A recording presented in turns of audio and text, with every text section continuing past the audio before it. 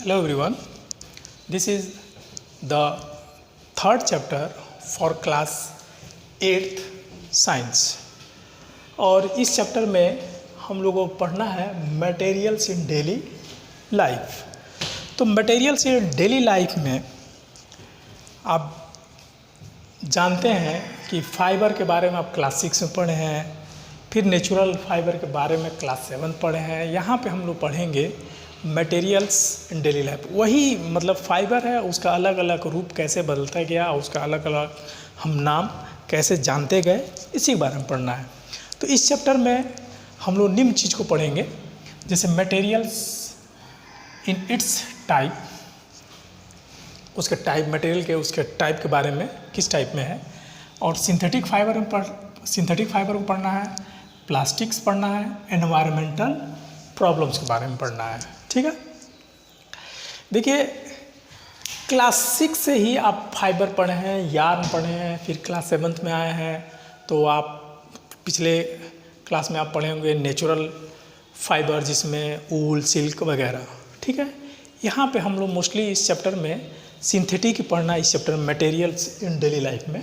ठीक है, तो सबसे पहले हम जानें यहाँ पे आगे बढ़ने से पहले कि मैटर क्या होता है। What is matter?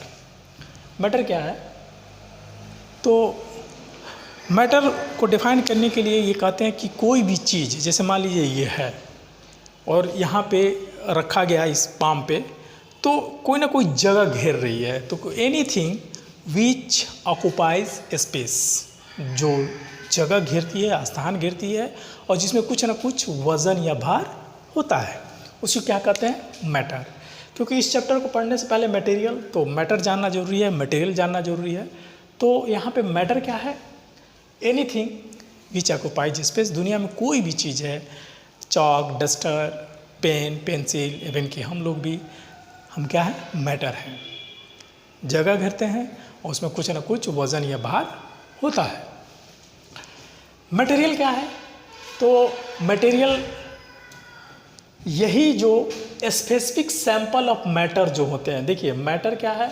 Anything which occupies space and possesses mass. जैसे ये मार्कर है, मैटर है, और इसी का स्पेसिफिक सैंपल ऑफ मैटर, जिसका मतलब एक स्पेसिफिक सैंपल ऑफ किसी भी चीज़ का, मैटर का स्पेसिफिक जो सैंपल होता है, उसी को क्या कहते हैं हम लोग? मटेरियल कहते हैं। एग्जाम्पल के तौर पे जैसे प्लास्टिक अगर ले लें आप, प्लास्टिक एक मटेरियल है और जानते हैं प्लास्टिक से ये भी बना है, भी बना है। तो स्पेसिफिक मटेरियल, ये स्पेसिफिक सैंपल ऑफ मैटर को ही क्या कहते हैं? मटेरियल कहते हैं। अब प्लास्टिक एग्जाम्पल अगर लें तो एक मटेरियल है, और प्लास्टिक से कितने चीज़ें बनाई जाती हैं आपको अंदाज़ा भी नहीं होगा। आज के लाइफ में तो प्लास्टिक का बहुत बड़ा यूज़ है। तो आई थिंक कि आपको क्लियर हो गया होगा कि मैटर क्या है और मटेरियल क्या है। तो मैटर उसको कहते हैं जो चीज़ स्थान घेरती है और जिसमें कुछ ना कुछ मास होता है, पजेजेस मास। और मैटर जो है वो स्पेसिफिक सैंपल ऑफ मैटर को ही क्या कहा जाता है? मटेरियल कहा जाता है। अब मैटर को बांटा गया है, तो इसका क्लासिफिकेशन अलग अलग आधार पर बांटते हैं। तो आप जानते हैं मैटर को, मटेरियल्स को बांटेंगे हम। मैटर को तो आप अलग क्लास में अलग अलग प्रॉपर्टी के हिसाब से बहुत बांटा गया है। जैसे प्रॉपर्टीज सॉलिड, लिक्विड, गैस में बांटेंगे, फिर उसके केमिकल प्रॉपर्टीज के आधार बांटेंगे। तो वहाँ पे ये नहीं जाना, हमको मटेरियल के बारे में बात करना है। मटेरियल क्या है? नेचुरल ये इसको दो भागों में नेचर से जो प्राप्त होते हैं नेचुरल मटेरियल, और जो मैन मेड होते हैं उसको सिंथेटिक या मैन मेड मटेरियल कहते हैं। नेचुरल मटेरियल में आप जिसे जानते हैं ऊल, कॉटन, सिल्क, जूट एक्सेट्रा, ये सब हैं। और सिंथेटिक मटेरियल में ग्लास, प्लास्टिक, स्टील एक्सेट्रा, ये सब मटेरियल है। या आप अपने पर डे लाइफ में भी जैसे मटेरियल है अलग अलग, जैसे किताब, बुक, फैन, पेन, ये भी मटेरियल्स हैं। तो ये अलग अलग पर्पज से, लेकिन यहाँ पे हम इस चैप्टर में के हिसाब से बात कर रहे हैं। अब देखिए नेचुरल मटेरियल में वो कहाँ से प्राप्त होते हैं? वेट, तो आप पढ़े होंगे प्लांट फाइबर से प्राप्त करने वाले को cotton, jute etcetera plant fibre कहा गया, यानी नेचुरल फाइबर कहा गया। एनिमल फाइबर से प्राप्त ये भी सिल्क, ऊल प्राप्त करते हैं हम लोग, तो एनिमल फाइबर भी नेचुरल फाइबर में रखा गया, जो कि अब मटेरियल के रूप में जान रहे हैं।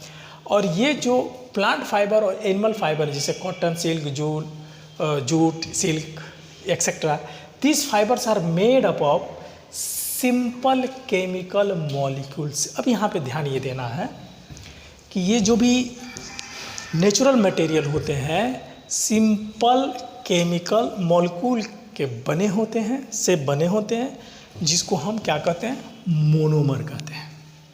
अब सवाल उठता है कि ये जो फाइबर जो हैं सिंपल केमिकल मॉलिक्यूल से बने होते हैं तो मोनोमर कहलाते हैं। अब ये मोनोमर क्या है?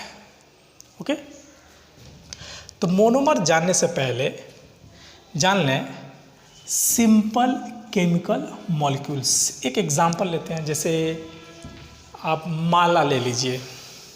माला देखते हैं धागा होता है, और धागा में छोटे छोटे मोतियाँ पिरोई रहती हैं, तो वो पूरा माला तैयार होता है। तो वो जो मोनोमर है वो सिंगल जो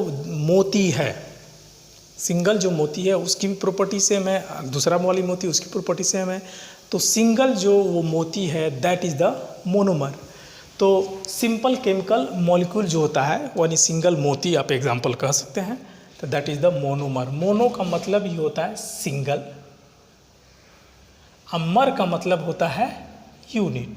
तो सिंगल यूनिट मोती वाला एक एग्जांपल ले सकते हैं। तो ये है मोनोमर। अब देखिए यहाँ पे बात आती है, वो मोतियों का जो माला बना हुआ है तो एक धागे में पिरोया हुआ है, तो बहुत सारे मोनोमर जब मिले हैं तो वो अब मोनोमर तो कहलाएंगे नहीं, बहुत सारे मोनोमर मिल गए हैं और धागे में पिरोए हैं, किसी न किसी बंध से बने हुए हैं, तो वो अब कहलाएगा पॉलीमर।